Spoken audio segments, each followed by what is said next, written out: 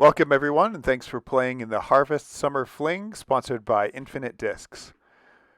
I'm Ben Weidman. I'm one of the tournament directors for this summer's tournament. We want to say a word of thanks to everyone who signed up, not just for playing, but for helping to raise funds for ongoing course improvements at Harvest Fields. We hope you enjoy playing on the turf tees that we installed over the last year and the recently added long placement baskets. They're really nice. This course is only going to get better from here. We hope someday that we will be able to replace the short baskets and perhaps add another distance of tees. Thank you for your flexibility as well in shifting this event from a 2-day event down to a 1-day event due to the number of signups. This will allow our process to flow a little smoother over a single day than 2 days of competition. Due to our shift to make this tournament all take place on Saturday, everyone will be checking in at the same time, starting at 9 a.m., with tee-off happening at 10 a.m. sharp. Information about your starting hole and who is on your card is now available. Please contact the tournament director if any changes need to be made. You can double check these things at check-in, which will be available starting 1 hour before the tournament begins. Every registered player will receive a player pack, which includes a premium plastic tournament stamped disc from our main tournament sponsor, Infinite Discs. Players will choose from a Sphinx control driver, a Color Glow Anubis precision midrange, a Pearly Alpaca beadless putter, the Pharaoh distance driver, or the Kon-Tiki understable midrange. Player packs also include a custom CCDGA Pico mini can topper and a tournament sticker. We'll have these items waiting for you upon check-in. Due to the ongoing presence of the COVID-19 virus and its possible transmission without symptoms, please continue to practice social distancing whenever possible, refrain from picking up other players' discs, and avoid common practices like handshakes and high fives. We hope that all these guidelines, as well as declining transmission in our area, will mean that we all conclude this tournament in full health. We will once again be using the UDisc app as our primary scoring method. Each card just needs one player to score using the UDisc app. Please check with your card mates before finalizing your rounds to make sure that all holes are accurately scored. If you're unfamiliar with the layout of the Harvest Fields course, UDisc is a great resource to know which direction the next tee pad is, the layout of the hole, tee to pin distance, and more. We will have a few holes that include out of bounds. A general rule of thumb is that any hole that has a road on it or water on it is considered to have some sort of out of bounds. Hole number 1, the out of bounds is anything on the road or to the right, as well as anything that winds up in either of the ponds. It gets a little bit interesting around the baskets. The island area of grass is in play, but shots that land on the roads or to the right of the roads are out of bounds. Please proceed to where your disc went out of bounds and retake your shot with a penalty stroke.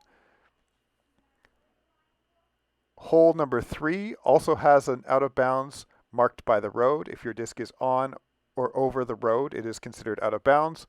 Proceed inbounds and retake your shot from where it went out with a penalty stroke. Hole 17 has a water carry for those playing in the higher divisions.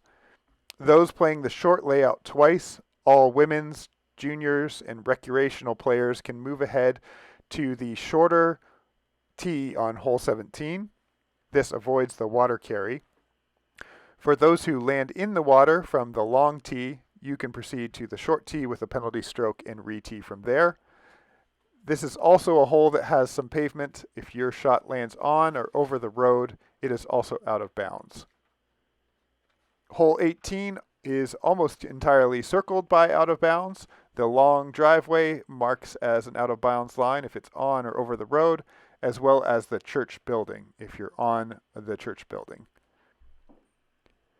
Due to last year's addition of a mountain bike trail system on the property, several holes at Harvest Fields have changed their location. Please be aware of cyclists who might be using the property on Saturday, as well as changes that might have occurred since you last played the course. UDisc's tournament settings will have everything set for you to play. Please follow the layout that are provided in that app. We're really excited to announce that there are now 6 holes designated as closest to the pin holes for this tournament. Numbers 4, 5, 7, 9, 11, and 13. If you're the first group to tee off on these holes, please move the CTP marker flag down to the basket and mark the closest shot to the pin. We will be playing a CTP on both the long and short pin placement, so there is a chance for 2 prizes on each of these holes. Included with the CTP flag is a Sharpie, a note card to record your name, and a tape measure to make sure that if there is any discrepancy, that a measurement can be made. Each of these holes will be marked on the tee sign and will have a prize for the player who is closest to the basket on the short layout as well as the long layout at the end of the tournament. In addition to our 6 CTP holes, we have prizes available for the top 3 finishers in every division. We couldn't be happier with the items that our sponsors have sent in for these prizes, and we're thrilled to be able to pass them on to the deserving players who have the best scores at the end of the day. Because we won't be having a final player meeting, winners will be notified and prize packs will be picked up locally or mailed out if you are not local to the State College area. At the creation of this video, 35 of us had bought into the Ace Pot when we registered. There will also be an option to do so on the day of the event if you did not when you signed up. This is a 50-50 Ace Pot with half of the $2 entry going to the Harvest Fund, the other half being paid out to any players who hit an ace, meaning there is currently $35 on the line for those of you who chose to buy in, or more if players also choose to participate who have not yet done so. Normally, if no one hits an ace in a tournament, we have a CTP throw-off, but due to the spread-out nature of this tournament, if no one hits an ace, the funds will be added to the Harvest Fund. If multiple players hit an ace, the pot will be divided by the number of aces. We'll be offering a lunch break after your first round. The plan is to begin play again at 1 p.m. If for some reason the morning round takes much longer, we will extend that time, but we are planning on a shotgun start beginning at 1 o'clock for the second round. Water bottles will be available on a couple of the holes at Harvest Fields, but it is a good idea to also have your own water or sport drink from home. Alcohol is not permitted on the church property. A huge thank you to our sponsors. A huge word of thanks to our title sponsor, Infinite Discs. We couldn't put on this level of tournament quality without a sponsorship like this. It means a lot for our local community and for the ongoing improvements at Harvest Fields. Thank you to Daredevil Discs, Sticker Mule Stickers, Innova Disc Golf, Parked Disc Golf, Zing Discs, Grip 6, Upper Park Disc Golf, and the Disc Golf Guys. Your support means so much in building out player packs and offering some awesome prizes for our players. And thank you to each of you. We know this past year and a half has been challenging. Thank you for continuing to help grow the sport of disc golf through this pandemic season. I think that's it. We look forward to connecting with you this weekend. If you have any questions, please call, text, or email. I'm happy to help along the way. Thanks for playing.